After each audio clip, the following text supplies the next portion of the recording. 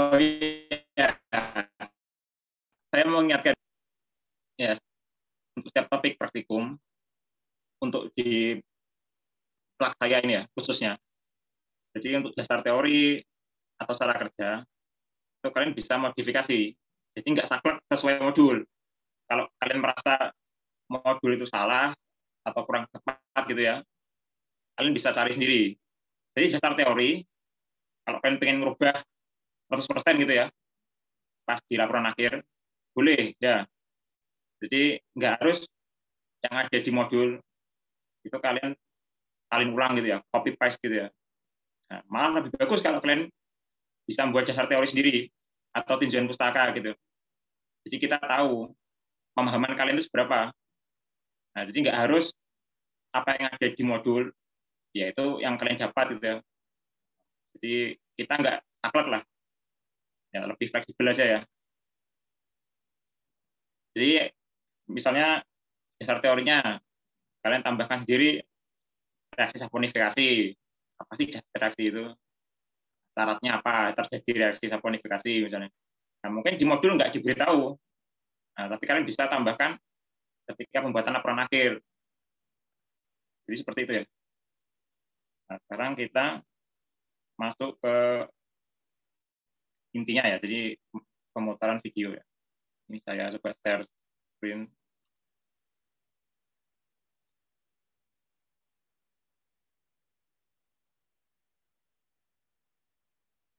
Nanti tolong dilihat ya, maksudnya ya kalau kalian ada yang hal yang aneh, tolong dikritisi ya.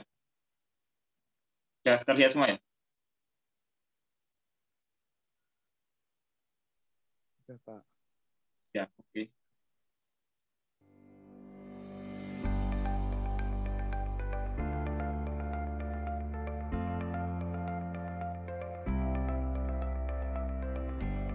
Selamat datang di Laboratorium Praktikum Pengantar Teknik Kimia 2 atau Laboratorium PPTK 2, jurusan Teknik Kimia Fakultas Teknik Industri UPN Veteran Yogyakarta. Laboratorium PPTK 2 melayani praktikum kimia fisika yang dilaksanakan pada semester gasal dan praktikum kimia organik pada semester genap. Dalam masa pandemi COVID-19, kuliah dan praktikum pada semester genap tahun ajaran 2020-2021 akan dilaksanakan secara daring. Oleh karena itu, video ini dibuat dengan harapan supaya dapat menjadi penuntun dan sekaligus memperlancar jalannya praktikum bagi mahasiswa. Praktikum kimia organik dengan kode mata kuliah 12100091 merupakan salah satu mata kuliah wajib yang harus ditempuh oleh setiap mahasiswa program studi teknik kimia pada semester kedua.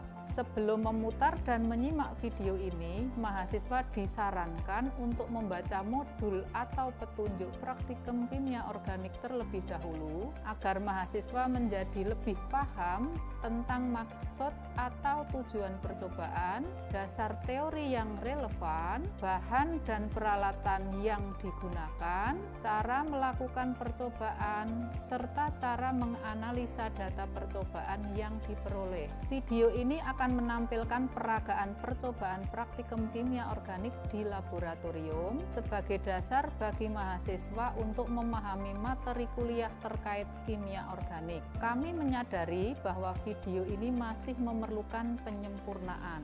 Oleh karena itu, kami akan sangat berterima kasih atas adanya berbagai masukan atau saran yang membangun dari semua pihak yang terkait. Semoga pelaksanaan praktikum kimia organik dapat berjalan lancar dan memenuhi harapan kita semua. Selamat menempuh praktikum kimia organik secara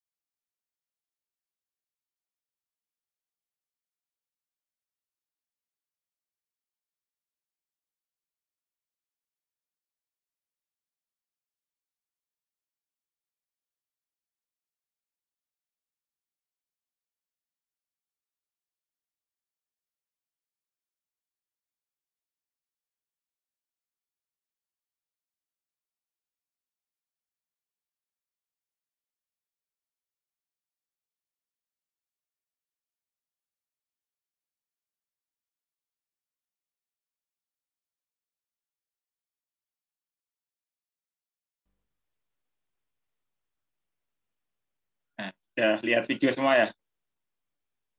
Gimana? Ada komentar enggak dari video tadi?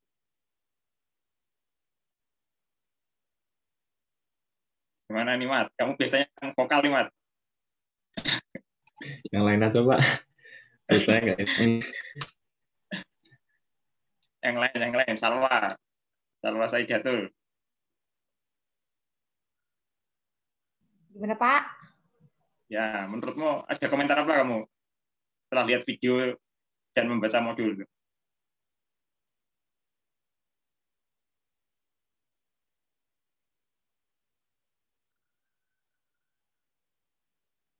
Gimana? Komentarmu gimana? Ada step yang terlewat kah? Atau step yang mungkin kelebihan malahan di modul nggak ada, tapi di video ada, atau sebaliknya?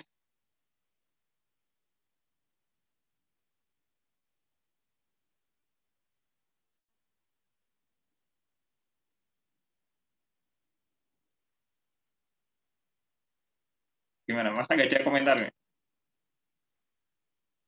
Gabriel atau siapa? Atau Nur Hayani?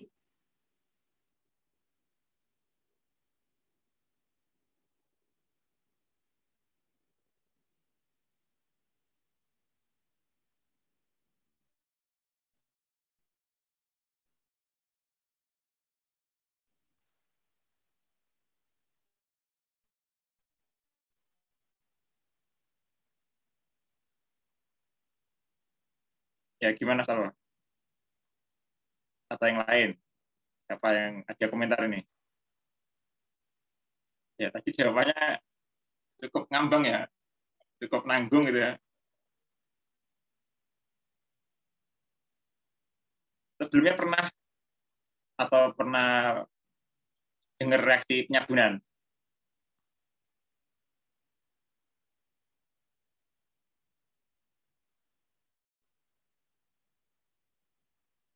Ya, sebelumnya pernah dengar atau belum? Belum, Atau Pak. Belum. Nah, yang semangat untuk Kak Salwa itu. Ya, kita bahas bentar ya. Nanti kalian apa ya istilahnya. Jadi kalau saya mau ingatkan untuk diagram alir itu kalian jangan copy paste juga ya. Dari prosedur hanya di copy paste, dipindahkan ke dalam bentuk bagan-bagan gitu ya. Yang namanya diagram alir, nanti kalau kalian skripsi atau apa, jadi atau praktikum ini juga ya, itu hanya menunjukkan misalnya contohnya HCl campur apa, ya gitu aja. Kita nggak perlu memberikan informasi berapa volumenya, berapa masanya. Nah, jadi nggak perlu. Jadi diagram alir itu sangat simpel, tapi orang ketika lihat atau membaca diagram alir kalian, itu tahu cara kerjanya. Oh, buat sabun tuh ini campur ini, terus diapain. Tapi kita nggak penting volumenya berapa, masanya berapa. Nah, tapi kalau kita pengen tahu detailnya, kita harus membaca prosedurnya.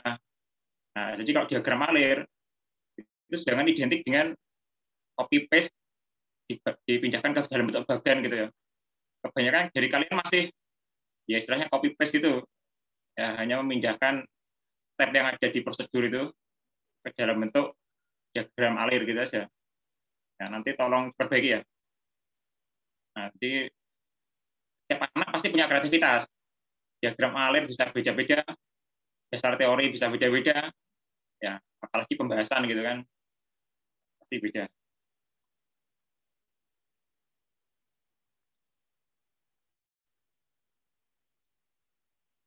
Untuk kesimpulan, itu nanti tolong disesuaikan sama tujuan ya.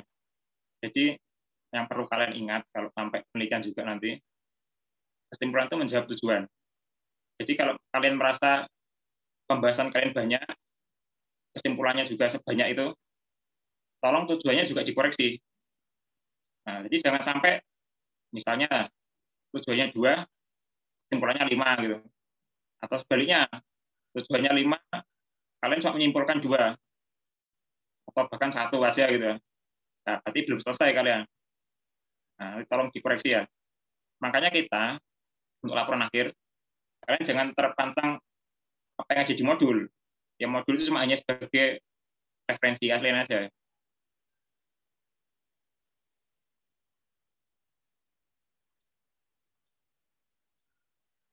Nah, ini kita bahas sedikit ya.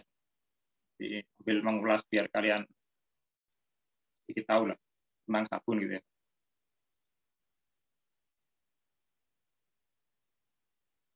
Ya, terlihat semua ya.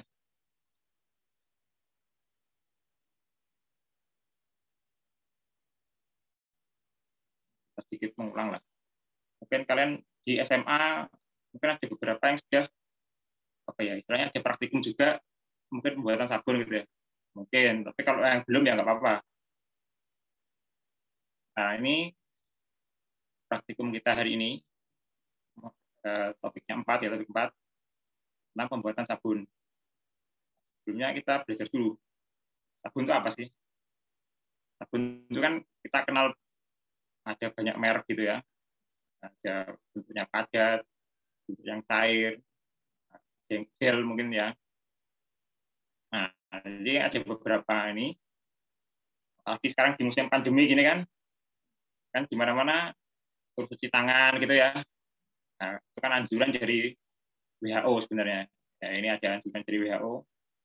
Kalau kalian cek di websitenya WHO, pasti dapat ini yang saya tampilkan ini ya. Nah, sabun sendiri seiring berkembangnya zaman gitu ya macam-macam.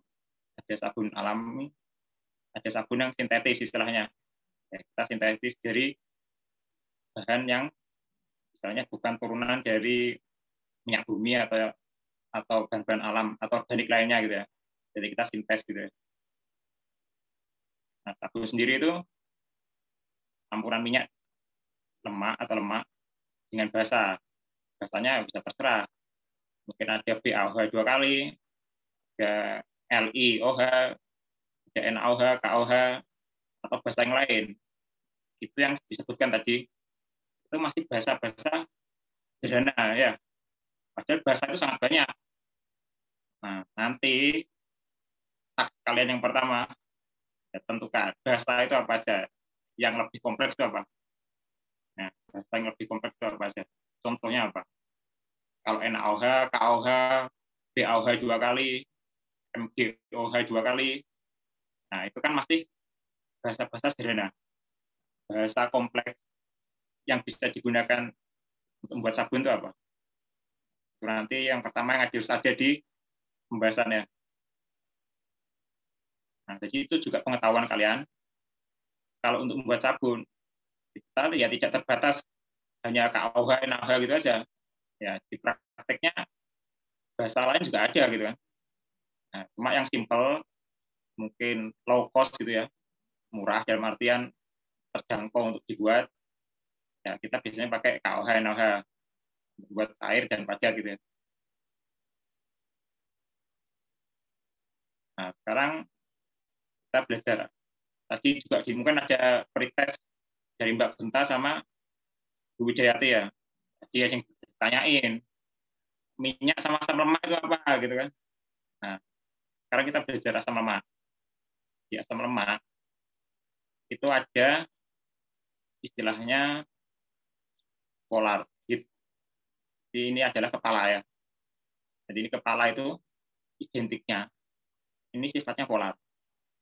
Nah, kalau polar, dia itu artinya larut di air ya. Nah, kalau non polar, jadi gugus yang sepanjang ini, rantai C yang sepanjang ini, itu non polar. Atau biasanya kita sebut ekor. Jadi kalau ini kepala, ini ada ekor. Ekor ini sifatnya non polar. Makin panjang ekornya, berarti makin non polar. Nah, makin tidak larut ke air. Nah, di asam lemak gambarnya seperti ini. Rumus umumnya ya seperti ini ya. Nah, ya RCOH. Asam lemak itu berarti masuk apa? Keton, aldehid atau apa? Kalau rumus umumnya seperti ini.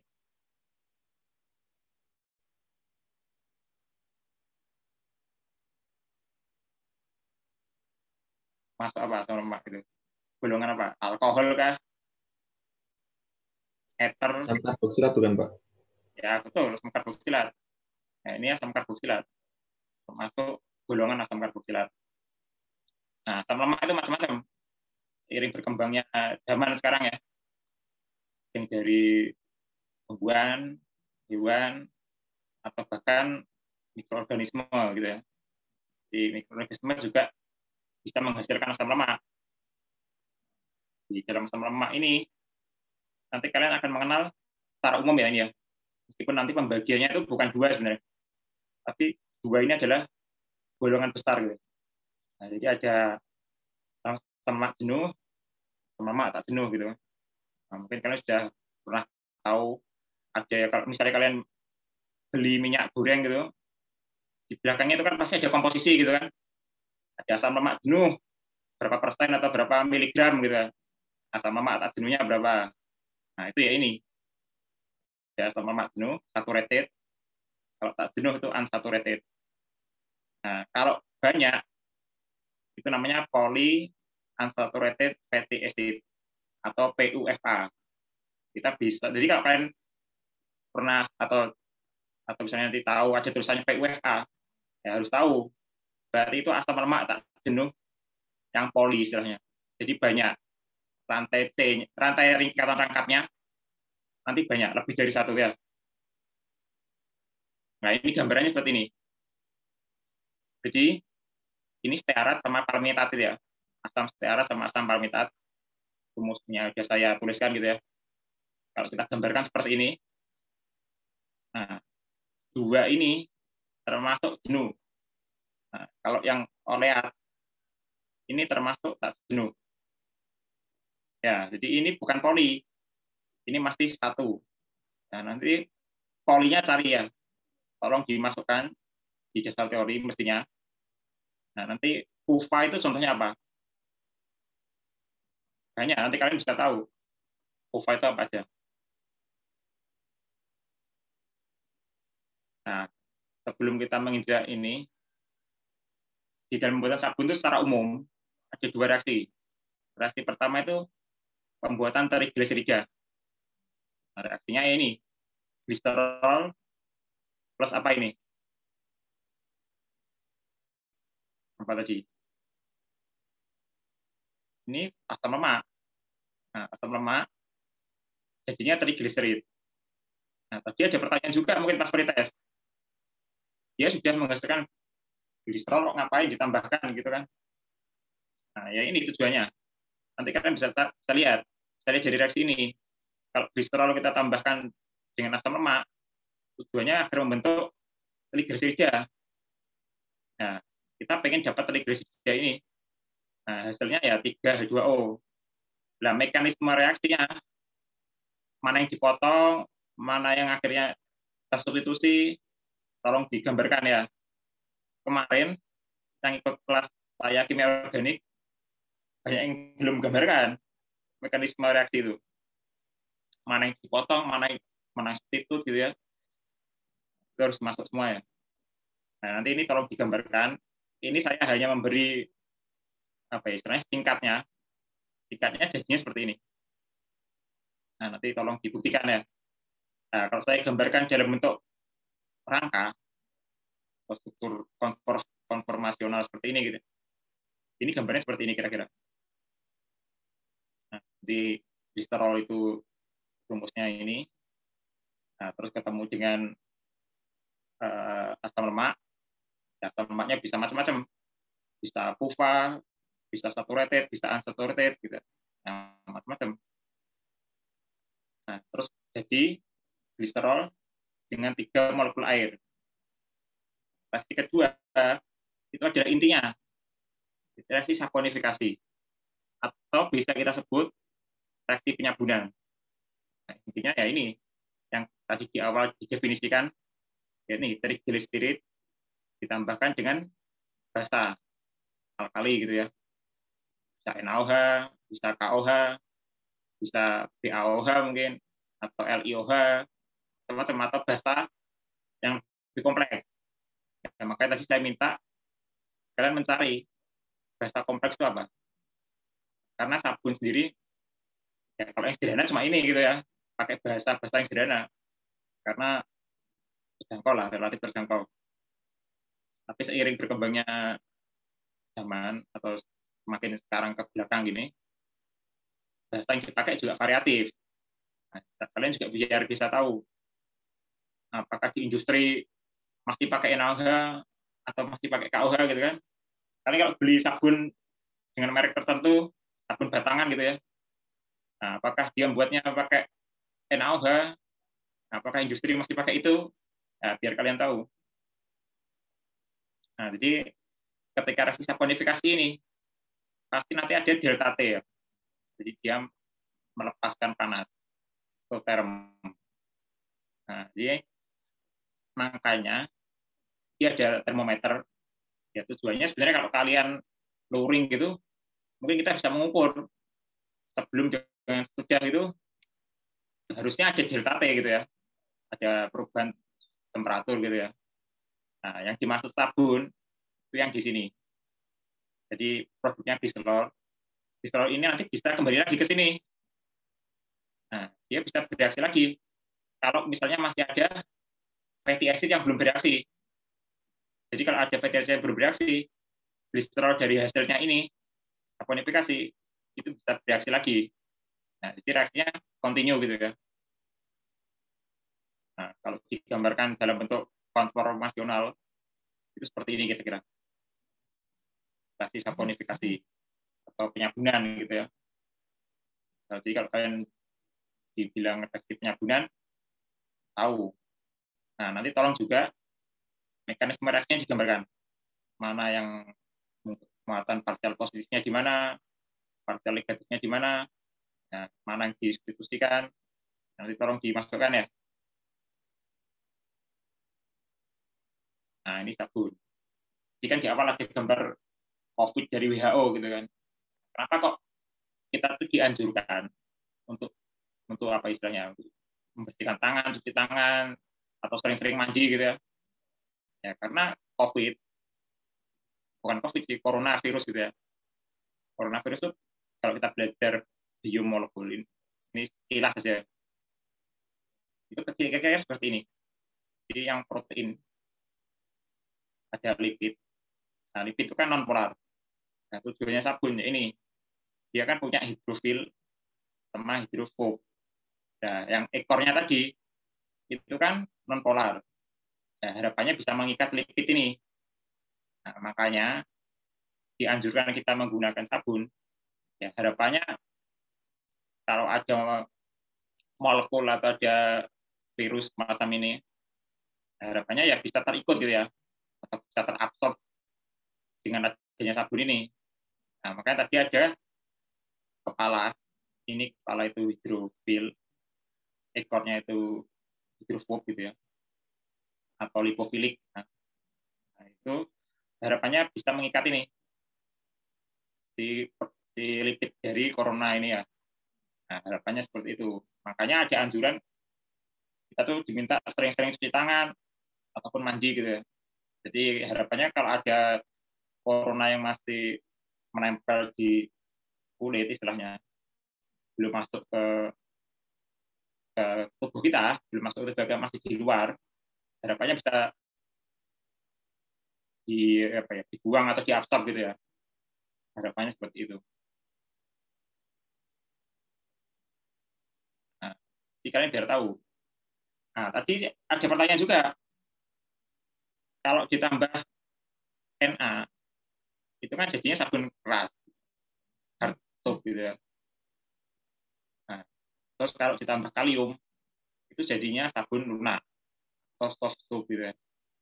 Nah, nanti tolong dicari kenapa kalau ditambah Na itu jadi keras, tapi kalau ditambah kalium itu jadi lemak, jadi lunak gitu ya. Nah, dan nanti selain natrium dan kalium, kan tadi ada basa kompleks ya.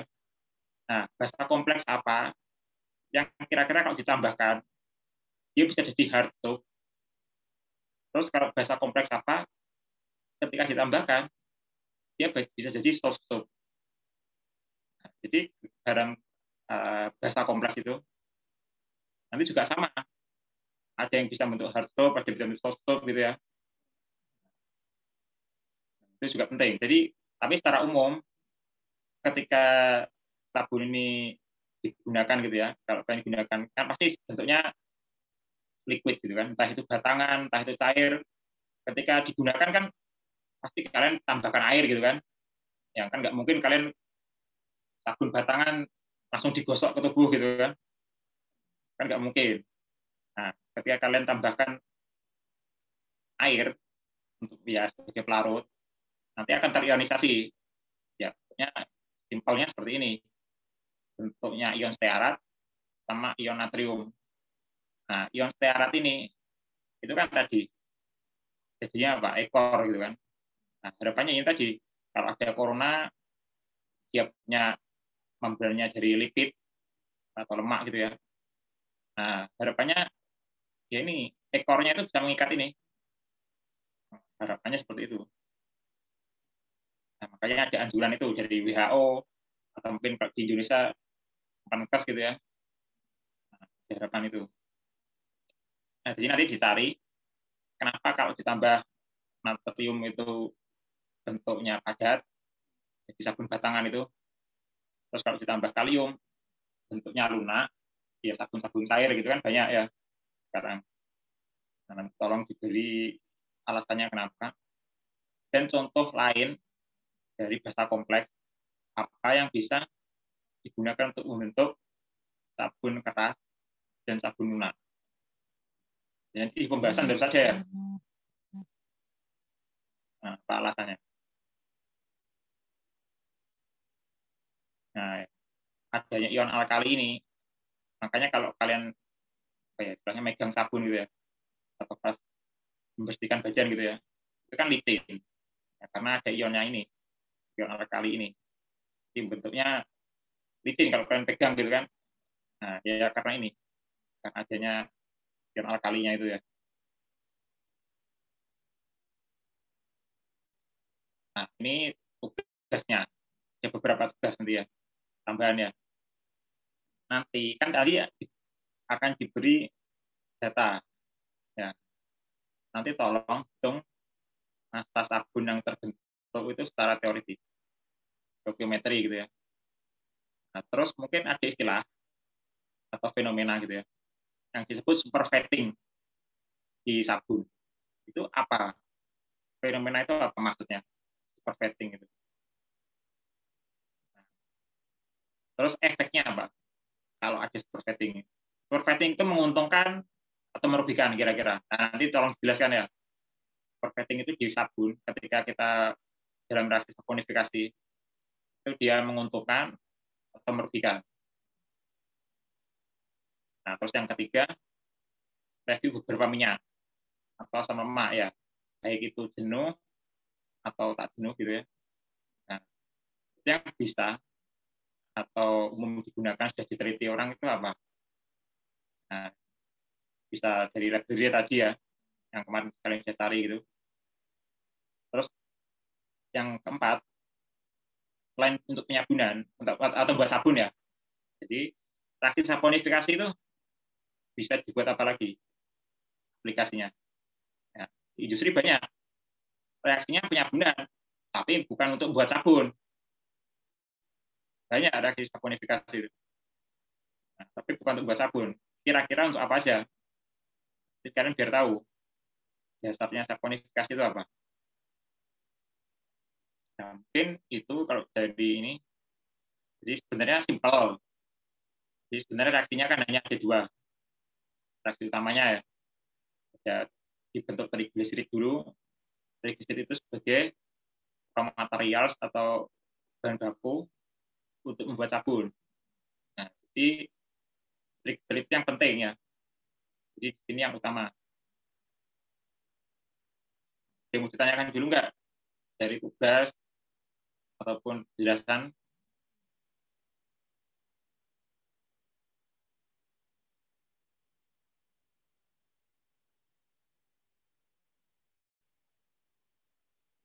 Nah, sabun jadi intinya semuanya sudah simpel makanya.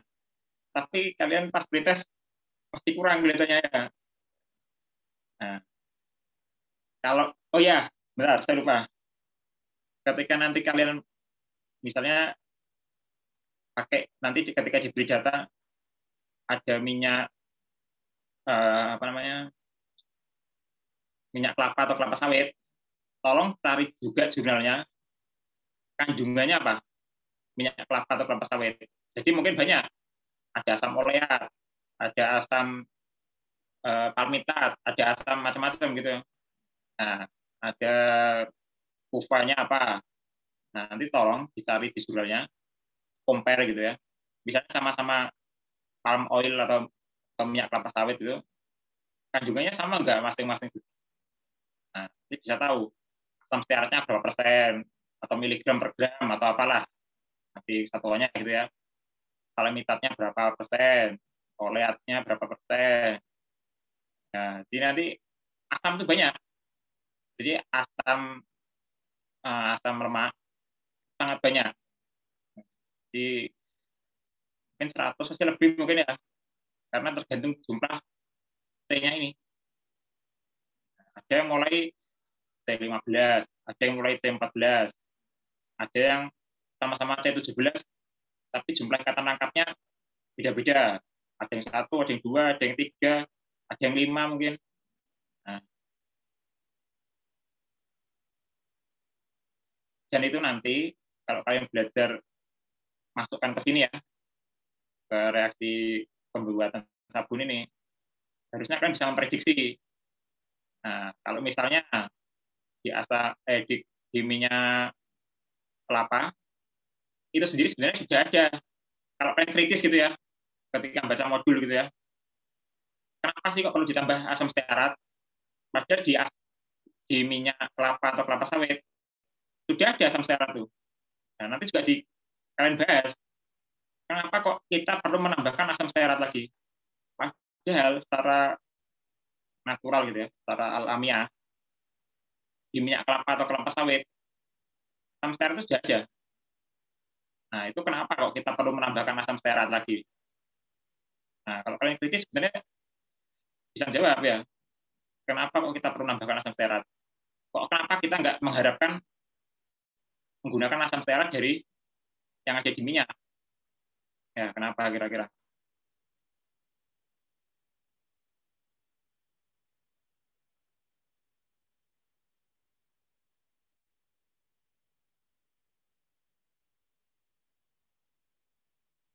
Nah, makanya tadi saya minta kalian kalau nanti diberi data, entah itu nanti pakai minyak kelapa atau kelapa sawit, atau mungkin minyak zaitun, ya dicari. Minyak zaitun itu kandungannya apa aja. Karena setiap minyak, itu dia punya komposisi asam lemak yang beda-beda. Makanya harganya, kalau kita beli di pasaran gitu ya, pasti beda kan? Antara minyak jagung, mungkin ada minyak kelapa, kelapa sawit, mungkin ada minyak kemiri, kemiri sunan gitu ya, atau minyak yang lain, itu beda-beda harganya. Ada juga minyak biji bunga matahari, ya itu kan kadang mahal gitu ya. Nah, mahalnya karena apa? Ya karena ini sebenarnya. Nah, nanti kalian juga bisa tahu asam lemak yang baik untuk kesehatan kita itu yang jenuh atau tak jenuh. Nah, nanti kan tahu juga. Kok mahal itu kenapa? Padahal sama-sama minyak gitu kan. Ya sama-sama dibuat digoreng gitu kan. Atau kalau untuk bentuk sabun ya sama-sama dibuat sabun gitu kan. Nah, tapi kenapa harganya beda-beda? Ya karena komposisinya itu. Nah, nanti kalian biar tahu yang bagus untuk tubuh itu kandungan jenuh atau tak jenuhnya. Nah, pertanyaan lain mungkin dari apa ya tugas atau penjelasan.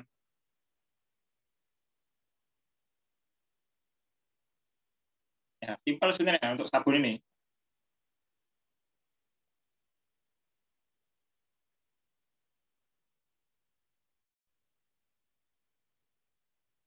Dan penelitian sabun ini, nanti kalau mungkin kalian sudah masuk beberapa tahun lagi penelitian gitu ya, ini lebih menarik. Ya, karena masih banyak hal yang dikejar dari sini gitu ya. Jadi ada beberapa apa istilahnya topik yang menarik. Jadi kalau sekarang praktikum ini kan kalian cuma hanya mereaksikan yang ini udah umum ya. Jadi yang kalian reaksikan, yang kalian pakai cuma NaOH, KOH direaksikan gini. Ini kan paling proven ya. Istilahnya udah paling lama lah. Istilahnya buatan sabun yang paling lama. Nah, nanti yang baru apa? Nah, mungkin nanti nggak perlu dibuat di pembahasan, tapi masih ada banyak yang menarik gitu ya intinya. Jadi sebenarnya kalau kalian pelajari lebih dalam tentang sabun, ya bukan hanya reaksi trigger dengan basa gitu aja. Nah, tapi nggak apa-apa, karena ini untuk praktikum dan kita mengawali, mungkin nanti kalau kalian pas penelitian di semester 6 apa ya, dapat tema yang menyinggung tentang sabun, paling nggak kalian sudah tahu dasarnya gitu ya. Basicnya kan reaksi saponifikasi ini sendiri.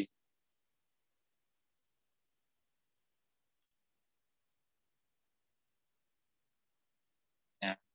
Dan di pembuatan sabun, kalau kalian kemarin belajar atiri gitu ya, itu bisa ditambahkan atiri.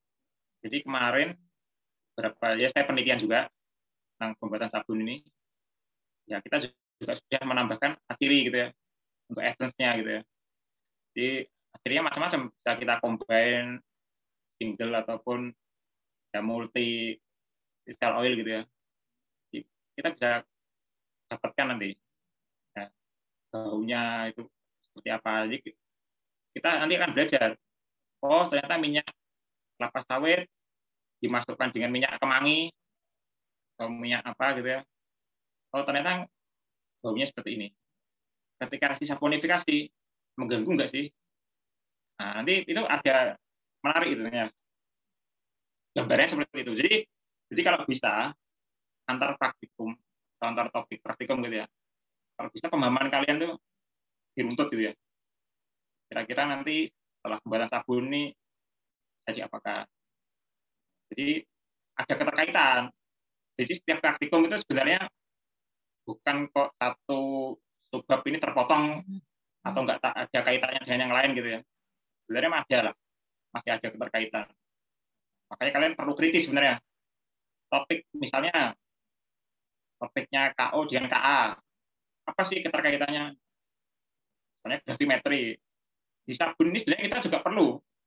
Kalau kalian kritis sebenarnya sabun ini apa yang bisa di gravimetri gitu dari sabun ini. Bisa juga kalian tahu nanti.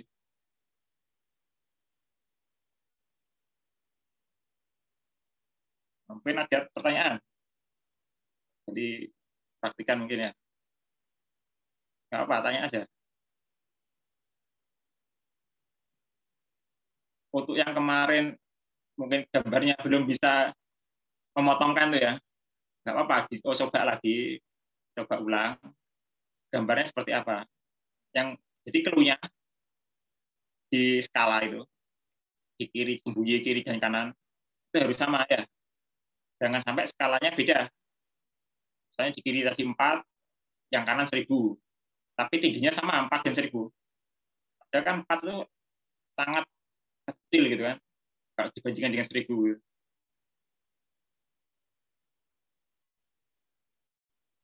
Nah, siapa yang bisa nyoba? Ahmad nih. Kenapa, Pak? Kamu udah nyoba katanya Bu Jayati. Udah, Pak. Skalanya Ya, disamain toh. ya, udah ketemu. Ya. Untuk cari Ya. titik potongnya, tahu caranya. Cari titik potongnya kan nanti bisa dicari, Pak. Apa? Ya, bisa dicari ya. Kamu nyarinya dari apa? Dari Excel-nya langsung, atau pakai rumus SMA mungkin? SMA kan ada itu, kita belajar titik potong gitu kan. Tentukan Y sama dengan AX plus B gitu.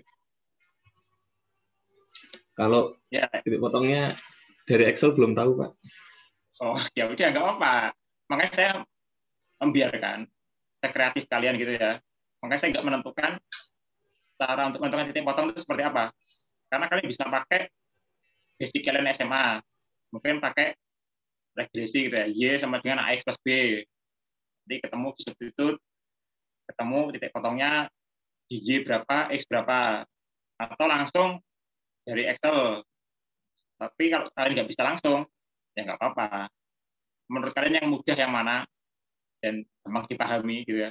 Nah, saya terserah kalian, nggak ada kayak patokan gitu, kalian harus pakai metode A atau B gitu. Nah, itu relatif lah. Tapi kalian pakai metode apapun, jawabannya pasti sama, satu nilai ya.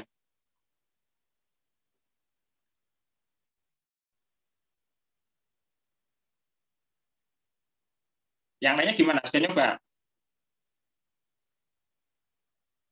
Yang lainnya selain selain Ahmad, Christian,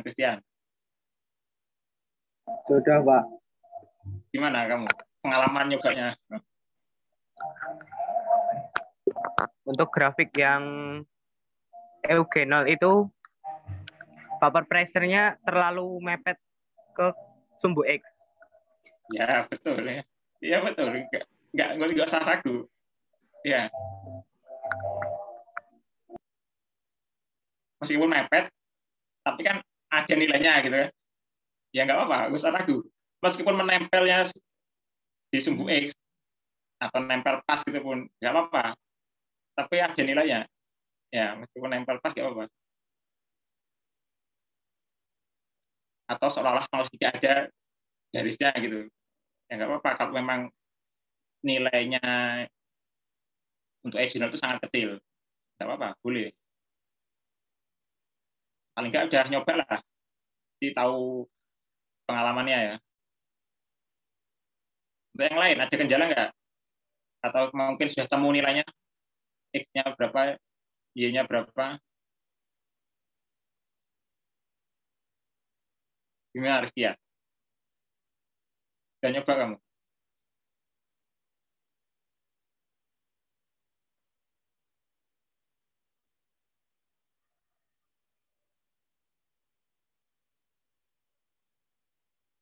Mana ini Rizky ya?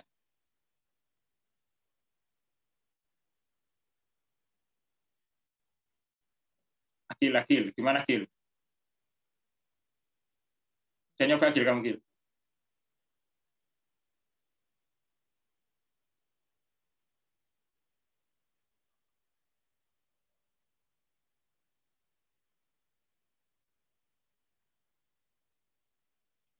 Yang nyoba masa baru 2? Salwa, Kaila. Sudah nyoba kamu Salwa? Sudah, tapi nggak bisa Excel, Pak. Kok nggak bisa, kenapa? Excelnya kenapa?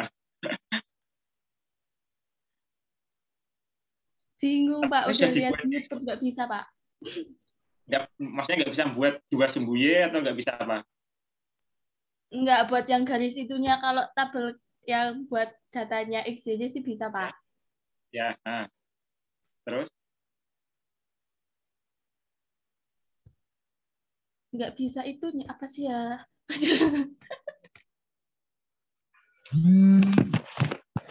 Nggak bisa apa?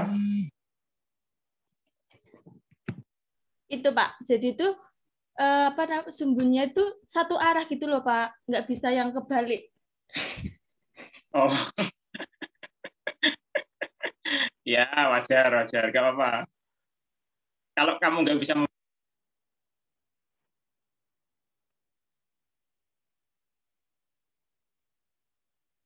halo, ya kalau kamu nggak bisa membalik sumbunya, nggak apa-apa, nanti dibuat manual. Jadi maksudnya gini, problemnya berarti dua-duanya 0 sampai 1 gitu ya. Jadi maksudnya kamu bisa hanya buat sumbu X itu dari kiri ke kanan aja berarti. Oh, iya, Pak. Yang lainnya juga sama, pasti ada yang buat dari kiri ke kanan semua. Atau bisa dibalik, ada bisa 2 nilai langsung dalam sumbu X.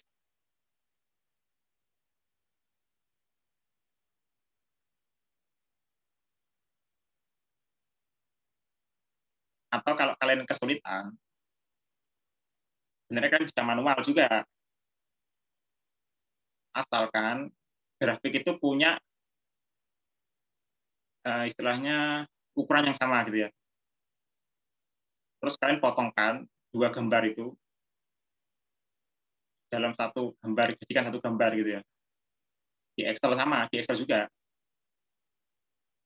Nah, kalian bisa nyoba itu. Kalau kalian kesulitan membuat satu grafik langsung,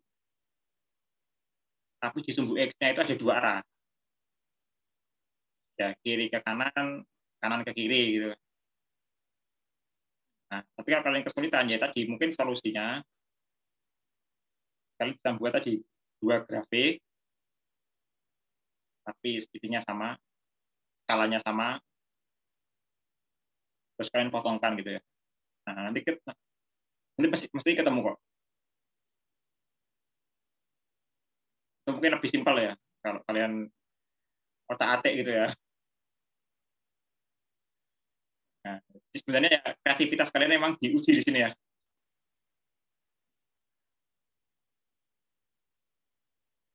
Ya nanti tolong coba ya cara itu ya.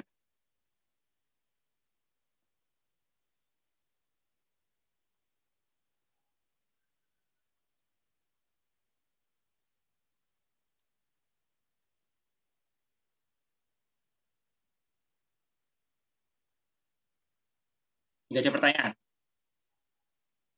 Kalau enggak bisa langsung pembagian data. Ya nggak ada ini ya. Ya mungkin apa Mbak Genta atau Bu Widayati mungkin yang mau monggo Bu yang mau bagi data.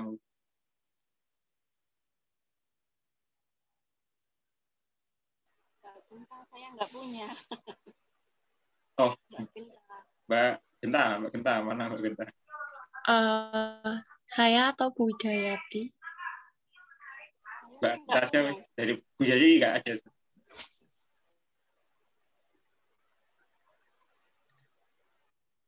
Oh iya Pak. Dicatat ya, nanti penting untuk ngitung tadi stoikiometri, terus ngitung macam-macam lagi. Untuk yang pembuatan sabun menggunakan NaOH, oke.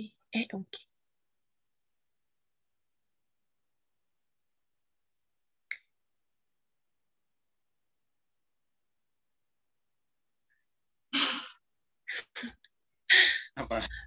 Yang pertama untuk pembuatan sabun menggunakan NaOH, kan ada 1 pembuatan sabun 1. Terus 10 gram minyak sawit dimasukkan ke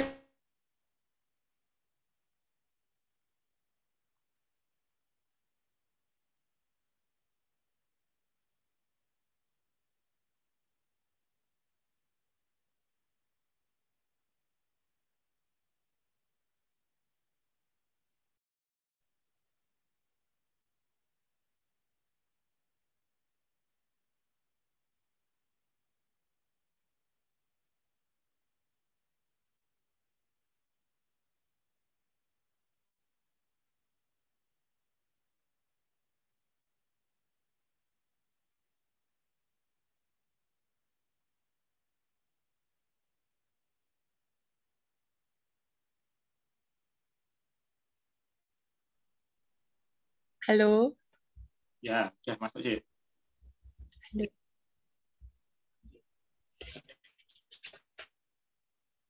Untuk yang pembuatan sabun NaOH,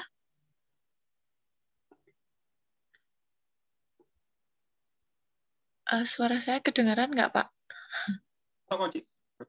Mas dengeran.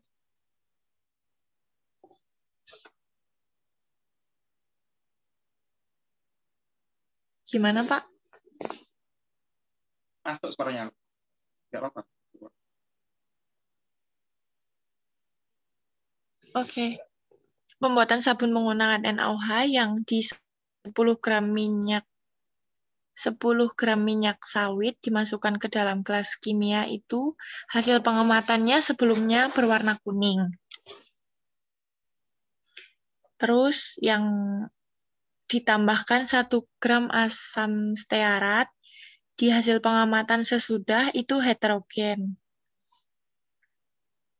Terus yang dipanaskan sampai suhu 70 itu sebelumnya heterogen, sesudahnya homogen. Terus didinginkan sampai suhu 50, sebelumnya homogen, sesudahnya homogen. Terus yang ditambahkan larutan NaOH dan diaduk, itu sebelumnya keruh dan kental, kalau sesudahnya kental. Terus yang ditambahkan 12 gram alkohol, itu sebelumnya bening dan berwarna kekuningan, kalau sesudahnya itu keruh dan kental. Terus waktu ditambahkan 4 gram gliserin, diaduk dan didinginkan, sebelumnya itu bening dan berwarna kekuningan, dan sesudahnya itu keruh dan kental. Terlalu cepat atau bisa dilanjut?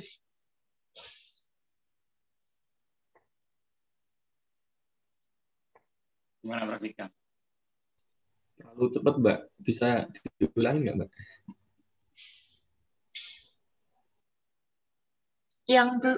Yang belum yang mana?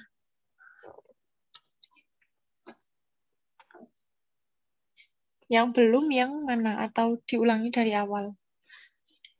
Dari awal aja, Mbak. Sekalian nyocokin.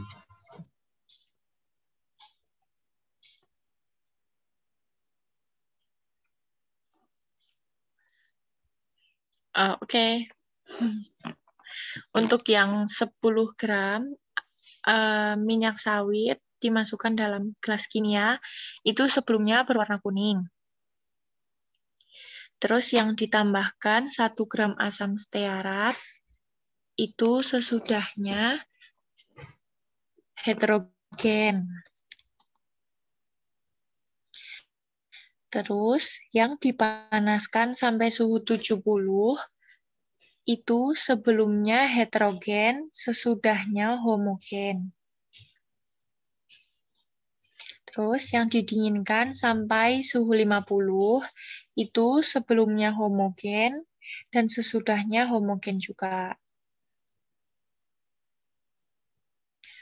Terus untuk yang ditambahkan larutan NaOH dan diaduk, sebelumnya itu keruh dan kental. Kalau sesudahnya itu kental. Terus yang ditambahkan 12 gram alkohol, itu sebelumnya bening berwarna kekuningan.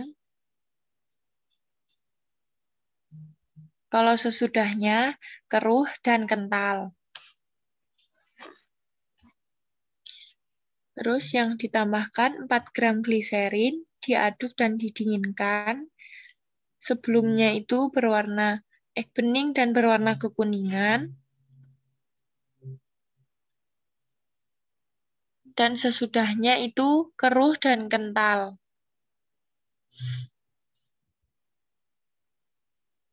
Kalau misalnya ketinggalan langsung dipotong aja ya. Terus selanjutnya yang dituang ke dalam cetakan, sebelumnya itu berbusa, kental, terus sesudahnya itu mengeras.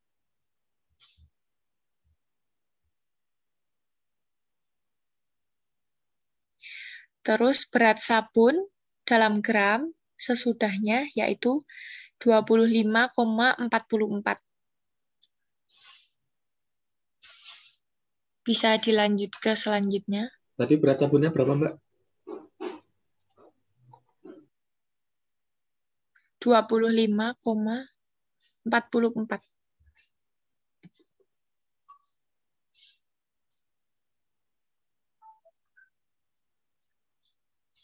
Mbak, untuk yang ditambahkan beberapa tetes eser gimana?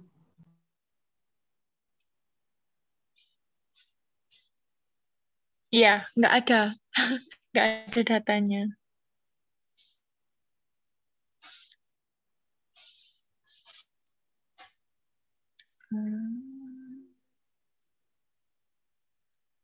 Bisa dilanjut? Atau belum? Bisa, Kak.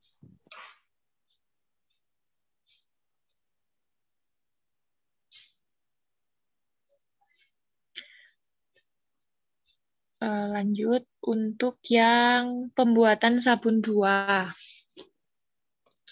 10 gram minyak kelapa dimasukkan ke dalam gelas kimia. Itu sebelumnya putih bening. Terus, waktu ditambahkan 1 gram asam stearat, sesudahnya itu heterogen.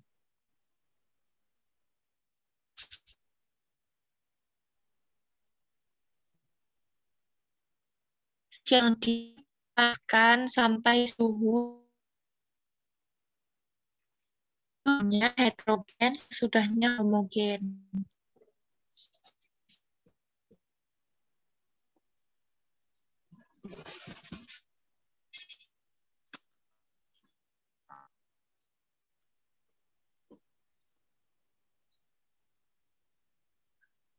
Terus untuk yang didinginkan sampai 50 derajat Celcius, itu sebelumnya homogen, selanjutnya homogen. Sesudahnya homogen.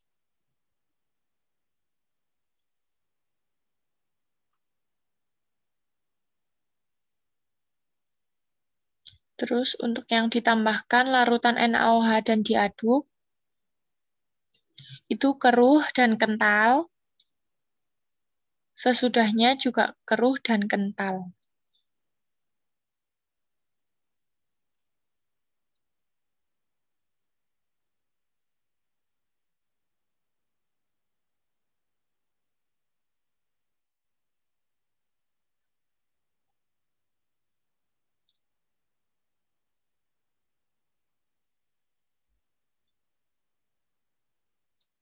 Terus untuk yang ditambahkan 12 gram alkohol, itu sebelumnya putih, sesudahnya keruh dan kental.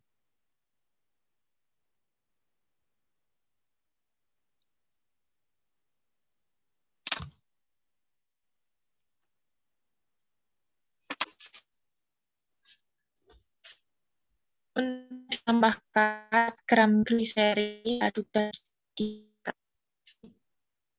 itu sebelum putih, dan sesudahnya keruh dan kental.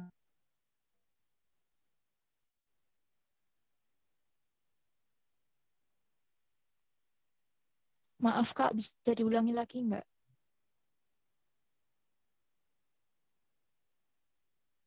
Yang mana? Yang barusan ini.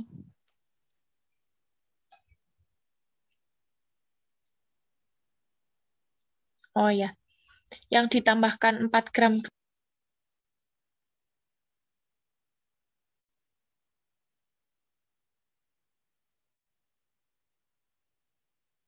Sepertinya Mbak Genta ini ya, ada gejala sinyal bentar masih benzoin lagi.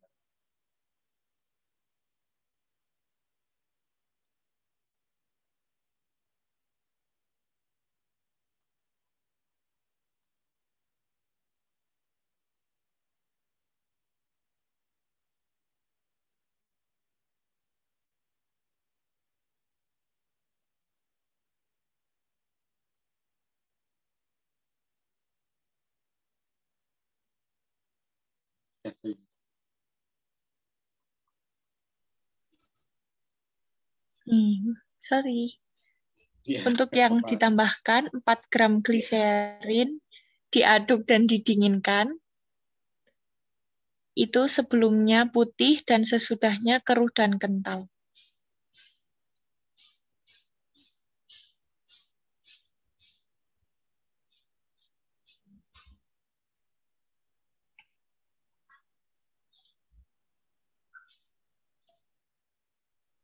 Lalu untuk yang dituang ke dalam cetakan, itu sebelumnya cair, sesudahnya mengeras.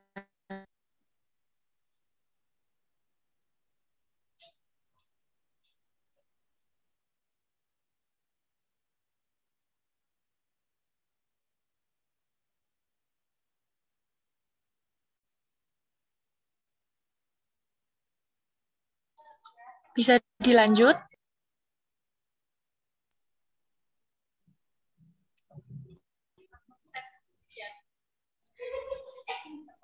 Mbak yang Untuk berat sabunnya 22, kenapa? tadi yang kan dituangkan ke cetakan tuh apa? Sebelum sama sesudahnya itu, Mbak.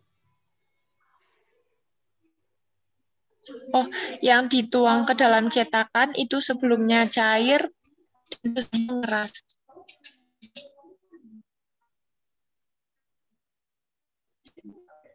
Terus untuk berat sabunnya itu 22,5 gram.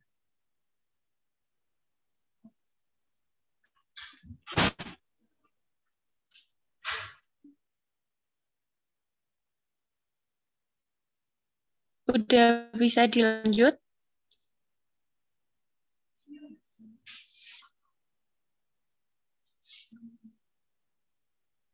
Halo.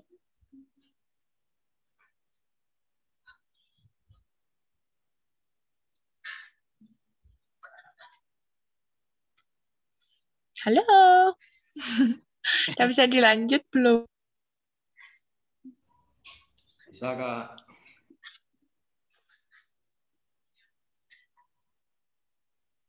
Oke, untuk pembuatan sabun 3 itu menggunakan KOH.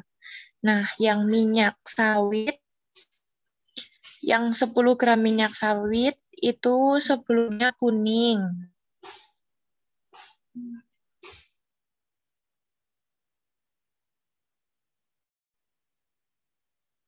Bentar ya, kelihatannya emang ada kendalanya keluar lagi gitu.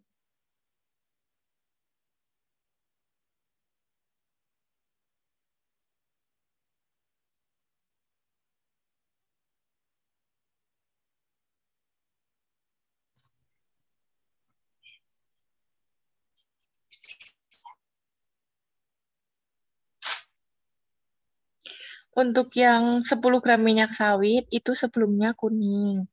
Yang ditambahkan 1 gram asam stearat, sesudahnya itu heterogen.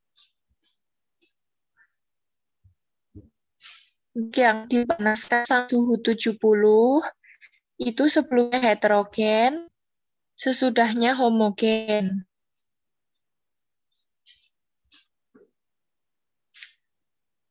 Yang didinginkan sampai 50 itu sebelumnya homogen, sesudahnya juga homogen.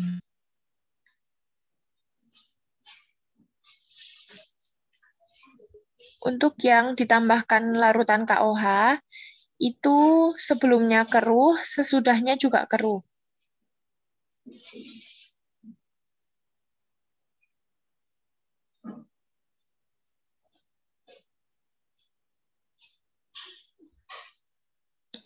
Lalu yang diaduk itu sebelumnya keruh, sesudahnya kental.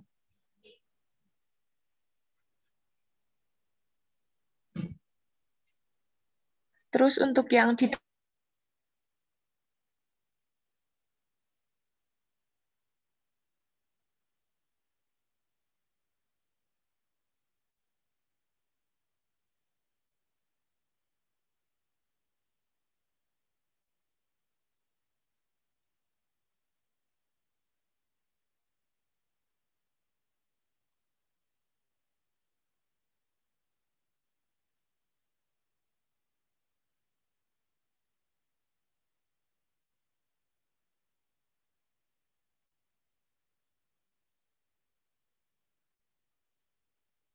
Ya, ada gangguan mungkin. Sinyalnya sedang putus.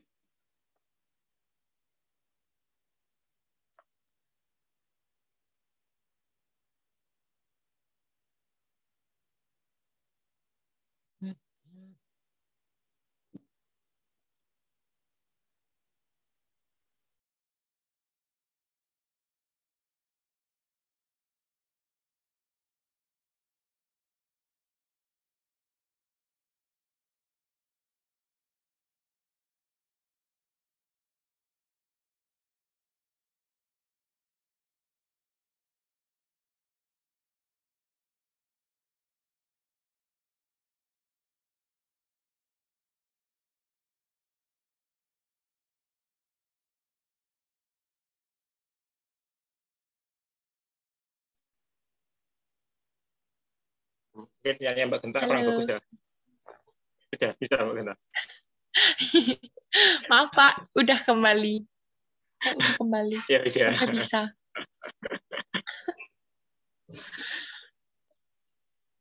Sampai yang mana? Yang diaduk ya?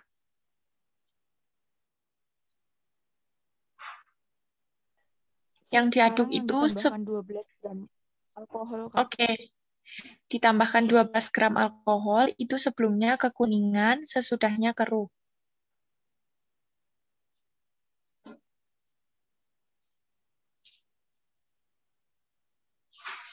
Untuk yang ditambahkan 4 gram gliserin, diaduk dan didinginkan, itu sebelumnya kekuningan dan sesudahnya keruh juga.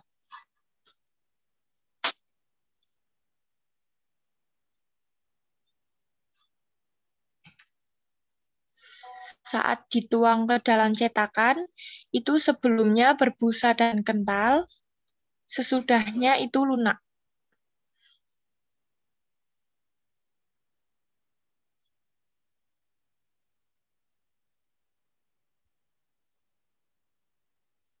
Untuk berat sabunnya itu 14,3 gram.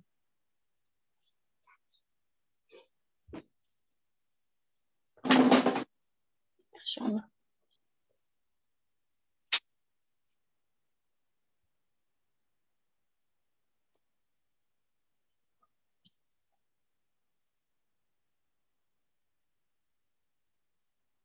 Udah bisa dilanjut yang keempat?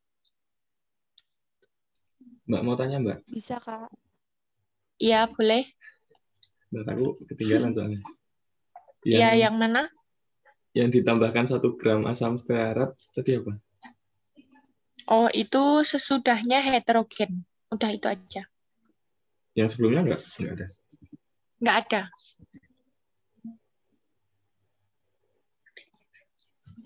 Terus yang dipanaskan suhu 70? Itu sebelumnya heterogen, sesudahnya homogen. Sama yang terakhir tadi berat sabun 14, berapa itu? Berat sabunnya 14,3. Iya, sudah Mbak. Oke, lanjut buat yang keempat, itu langsung ke 1 gram stearat, itu sesudahnya heterogen.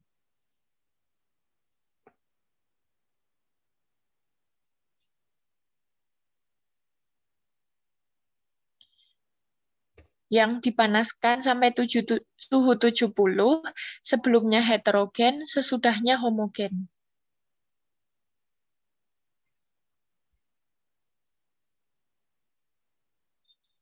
Langsung ke ditambahkan larutan KOH, itu bening sebelumnya, sesudahnya nggak ada. Lalu yang diaduk, itu sebelumnya encer, sesudahnya kental.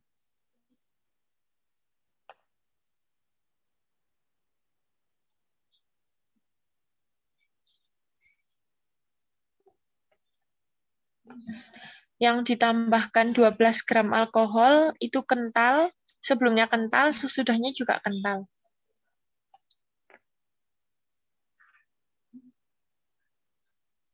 Yang ditambahkan 4 gram gliserin, juga sebelumnya kental, sesudahnya kental. Yang diaduk sebelumnya juga kental, sesudahnya juga kental. Yang didinginkan juga sama. Sebelumnya kental, sesudahnya juga kental.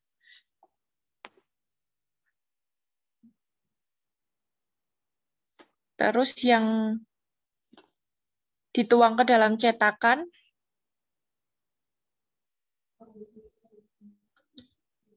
sebelumnya kental,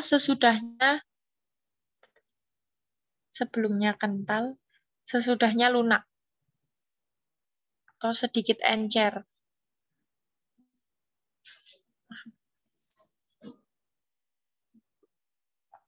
Berat sabunnya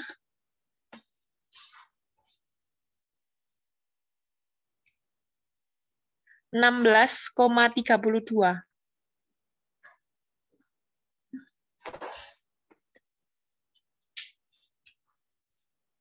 Udah? Cukup? Atau masih ada yang tertinggal?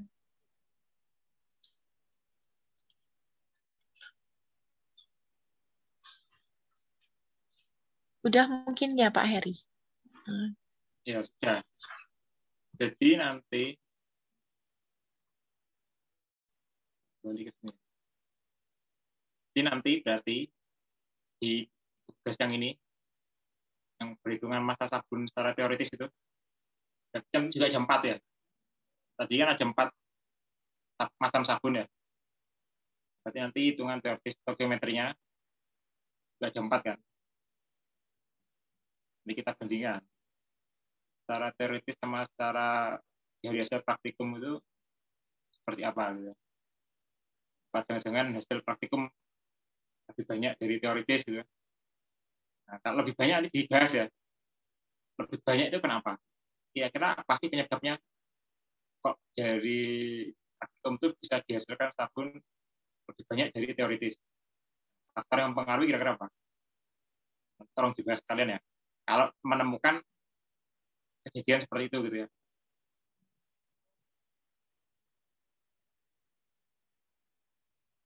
Nah, ada pertanyaan lagi mungkin belum kita akhiri.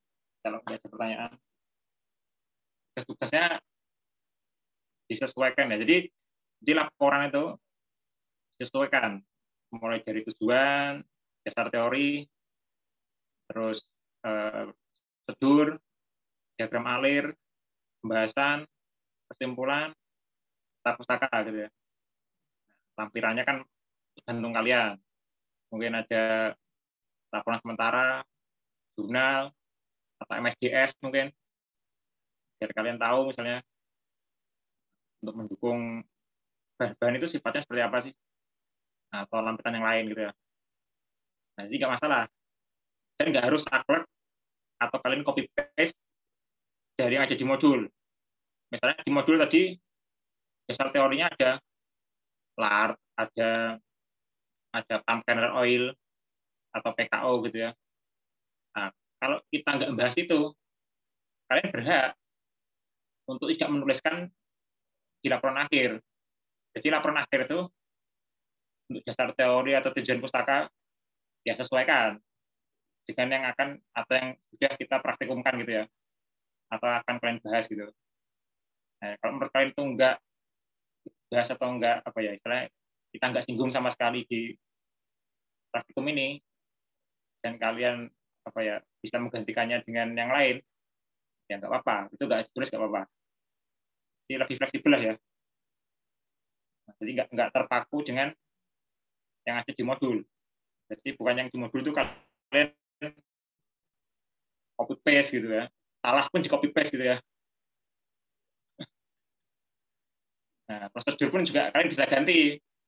Misalnya urutannya, kalau menurut kalian urutannya bukan seperti modul misalnya, harus nimbang dulu atau apa dulu, tapi ternyata di modul mungkin lain gitu ya. Ya bisa juga kalian ubah urutannya gitu ya. Nah, yang kalian paham, sepemahaman kalian apa?